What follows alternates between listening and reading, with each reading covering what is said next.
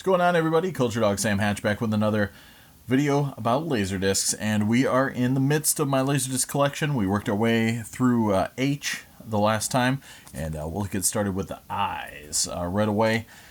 This is a release, I think I got this from a friend of mine when I bought his, or actually when my parents bought his CLDD 502, and I picked up a couple of the discs in the lot. Immortal Beloved. The jacket's, got a few dings and whatnot here, but it is a Columbia release, Columbia Pictures. I'm hoping it's not routed. I should check it again. It's been a while since I've seen it. Again, I love the huge, copious amounts of write-ups they would always throw on the back of the Columbia discs. If only they had gotten rid of their laser rot, they would have some amazing product on the discs to match the cool back jackets. It is digitally mastered, just regular Matrix Pro Logic PCM surround sound. Nothing that is AC3 or anything. And, it's got the new Digital Master, better picture quality. There was that period when they would show, even sometimes at the end of the films, comparison between their new mastering quality for their home videos at Columbia TriStar and then versus their old ones. A lot of times the old ones looked better. I'm not sure. Just the new ones looked orange. I should look at that again. I think I have a couple discs that had that comparison demo. This one I just got in a part of a lot, Kevin Kline and In and Out. Never seen it, but it's out and out fun. That's right. Who directed this thing? Frank Oz. So, killer stuff. Have you ever seen Frank Oz's original Death at a Funeral? Take a spin for that. So, I'll have to check that out, actually. This was another prerequisite common from back in the day. This one, actually I have another copy. I'm probably going to replace this one because this was from a rental place first. As you notice, it has the science fiction tag on there. So I've got a better copy that I will quickly replace this with. It is Dolby Digital AC3. It's a widescreen THX Laserdisc from Fox. And I think I have another copy right here that I got as part of a lot. It does have some dings up here, so it's a toss-up as to which one's in better shape overall. But it did come with this interesting insert, Sci-Fox, trying to get you into Fox genre films, like Speed 2 Cruise Control. So that was kind of interesting, and came with the full gatefold action here if you want to check that out, including a proof of purchase seal there.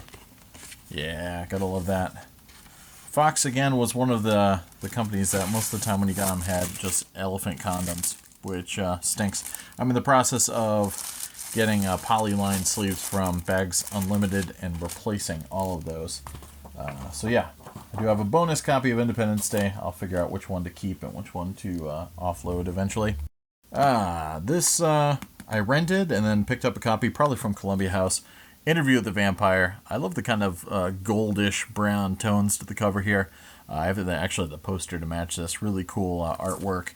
Nice release. It is featuring Dolby Digital AC3 stereo and widescreen, of course. And I don't think there's really much for extras on there or anything like that. But yeah, I was always expecting a big super edition, but I really don't remember. I just remember this getting dropped on DVD, pretty much ported over this same transfer probably.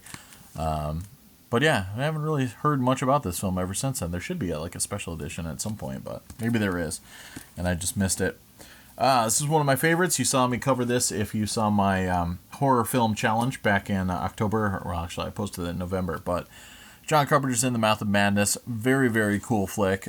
Written by New Line Cinema honcho Michael DeLuca, which is interesting, but a great throwback tribute to H.P. Lovecraft writing and Stephen King, etc. But a lot of cool extras on there, including commentary from Carpenter and Gary Kibbe, which isn't as good as Carpenter's commentaries with, say, Kurt Russell, but not too bad.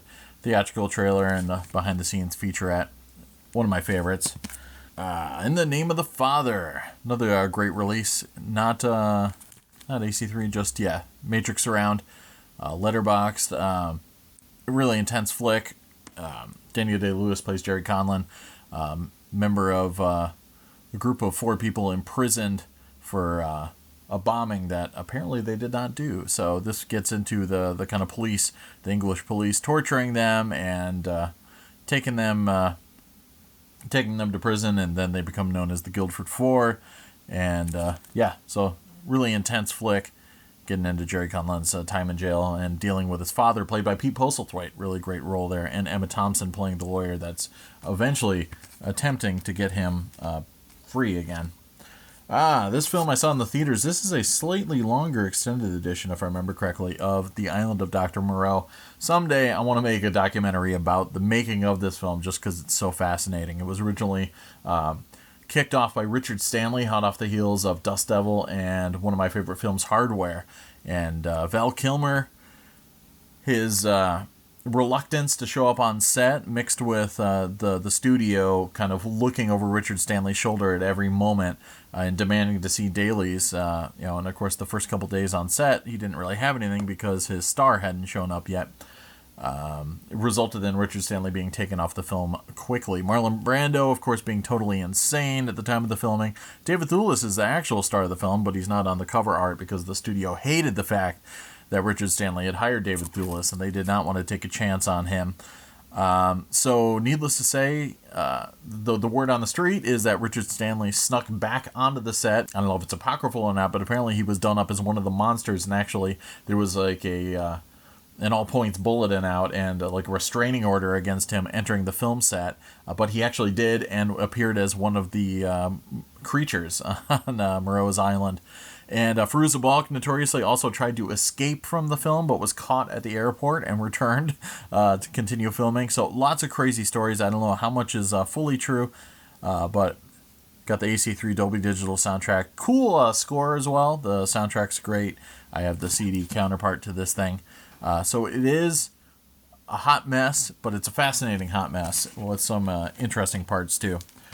This I need to replace with the Criterion Collection version, but I picked up Jason and the Argonauts. This is an old disc. I don't really collect too many old discs, but 1963 was the film. 1984 is when this release came out. And it's really not that great picture quality, but it'll do until I get the Criterion Collection version. Do you guys like being depressed? You do? Alright, good. You're going to love this one. Jude. I picked this up pretty cheap at the end of the Laserdisc boom. Deluxe widescreen edition and AC3 Dolby Digital, so you can hear all of the sorrow and angst and all of its 5.1 glory.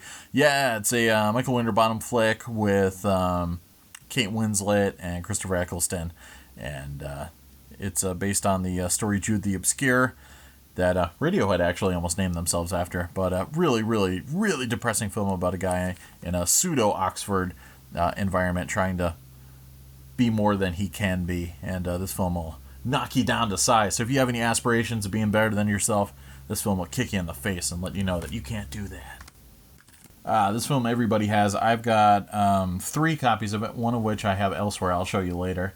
And one of which I showed you on my box sets collection. But then I have this version, the DTS Digital Surround copy of Jurassic Park. And if you're a DTS fan, this is a no-brainer. It is THX certified, pretty much the same thing you got in the other releases, but with killer surround sound, and not CAV, it's CLV this time around. But definitely a must-have. Sadly, I was neglectful of picking this up. I really should have, because the excitement of the CAV box set of Jurassic Park was quickly dulled by the fact that there's no extras on it. But this came out, the making of Jurassic Park, and I kind of wrote it off as this simple, television fluff piece dropped right on Laserdisc. But it's actually a lot nicer than that. It's hosted by James Earl Jones. It's got 2 sides and some tasty supplementals on here. Some, interesting behind-the-scenes stuff, especially getting into Phil Tippett's world of stop-motion. I mean, it was kind of been taken for granted that it's going to be business as usual. He'd be doing some stop-motion dinosaurs.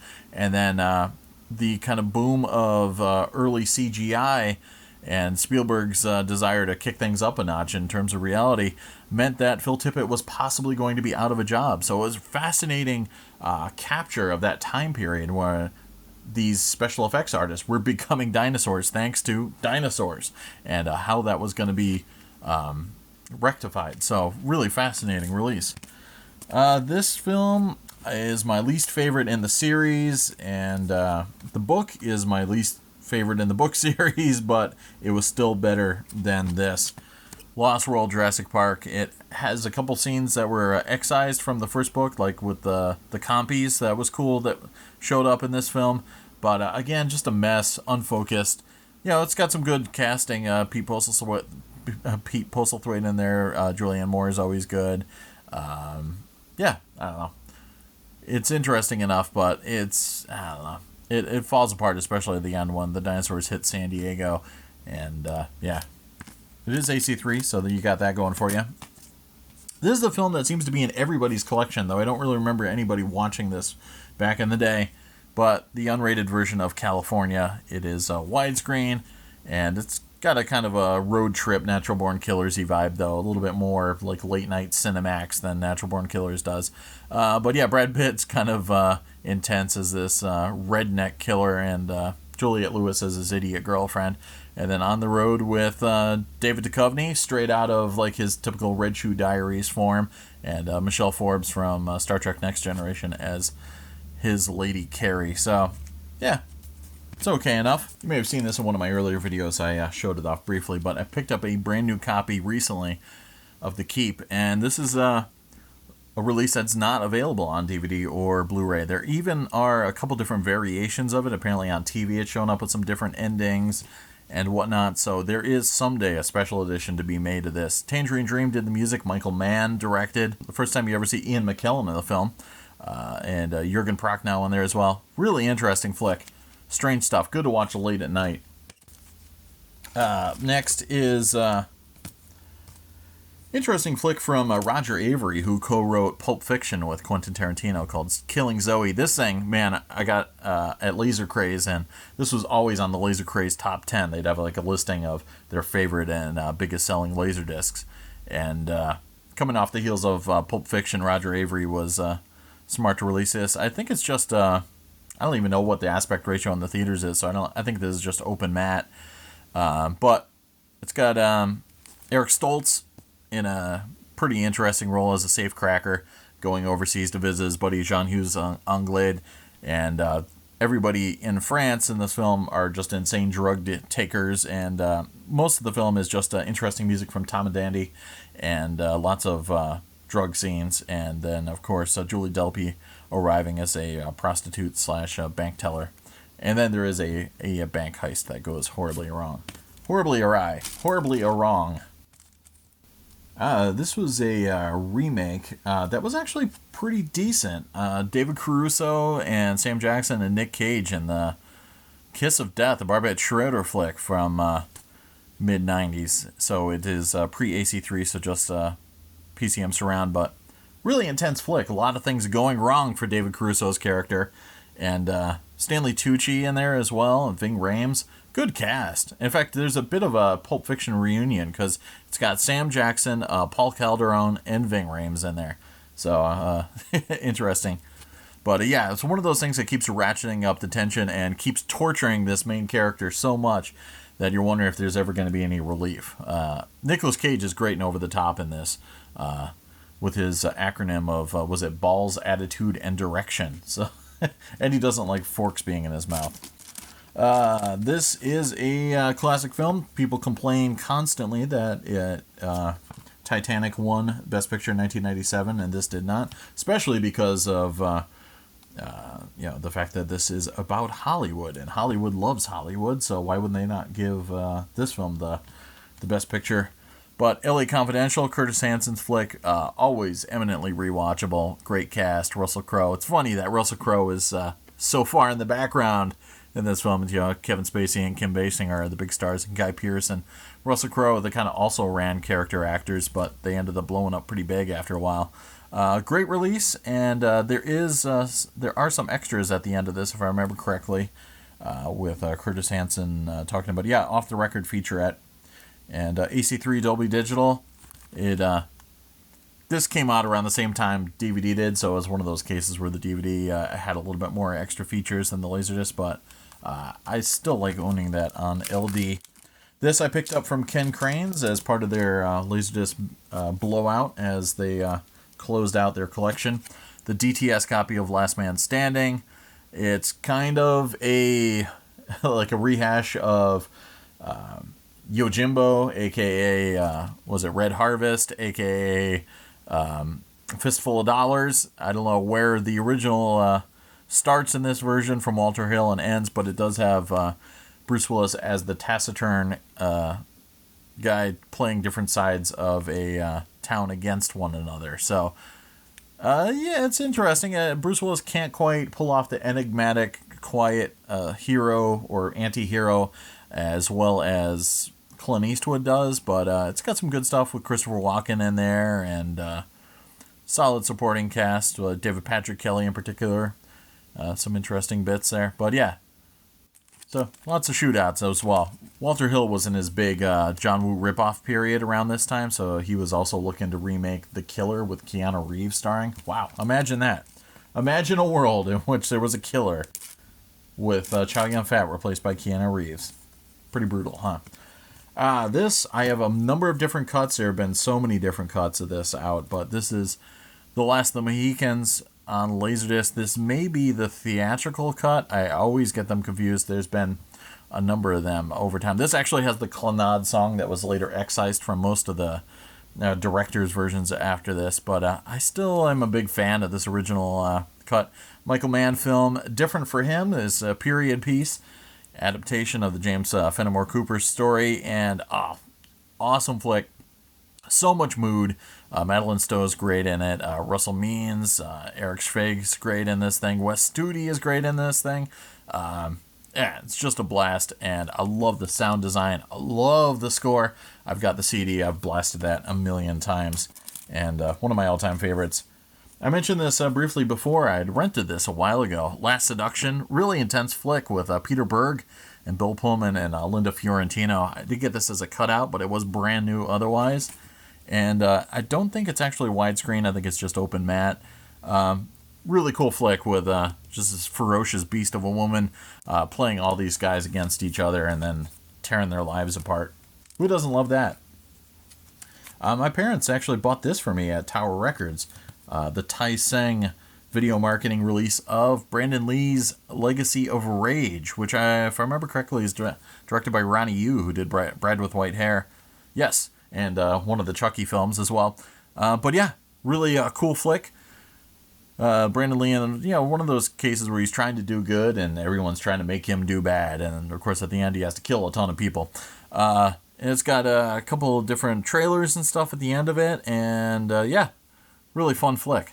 I was glad my folks picked that up for me. Oh, my parents actually got this for me too. Again, not a fan of a lot of 80s releases, and it took me until I got the DVD of this when the Ultimate Edition came out that I was finally satisfied. Legend, one of my all-time favorite films, Ridley Scott. I never liked the fact that this artwork is so faded looking. It doesn't really have much pop to it. But I still had to get it, even though it is a pan and scan monstrosity. There was a Japanese release, which I'm looking to get, that had the international cut with the Jerry Goldsmith music. Also pan and scan, though. And I'll hopefully pick up a copy of that, too. I did pick up the Japanese DVD with the widescreen version of the international cut, and I picked up, of course, the Ultimate Edition, and also the Ultimate Edition Blu-ray. So now I've got tons of copies of Legend. I think I even have a PAL copy on video cassette. But, man, gotta have it, even though I'm not a fan of that particular presentation. This is another ubiquitous disc. You see this in everybody's collections. The Signature Collection version of Liar Liar. Yeah, it's got Tom Shadyac action with Jim Carrey. I'll have to watch this again. I remember being really annoyed by this film when I saw it in the theater because I like when films follow their own rules. The rules of this film being this character cannot tell a lie. And by the time it gets to the end of the film, just to go for the joke, they'll do anything to go for the joke, despite the fact that it really doesn't make any sense that you when you listen to it. I mean, he's a lawyer, so obviously you can get around lying all sorts of ways and get clever with it. And there's just times where he can't even answer a question, like a yes or no question. There's all sorts of like things that are set up. You're like, why can't he say that? That's not a lie. He's not telling you, like, I can't tell a lie. And they just go for the jokes without paying any attention to the concept of the film. So I'm going to have to watch it again and probably throw socks at my television when that annoys me afresh. And what do we got here? Ooh, Like Water for Chocolate. It is my favorite film in which someone makes someone fart to death. Check it out.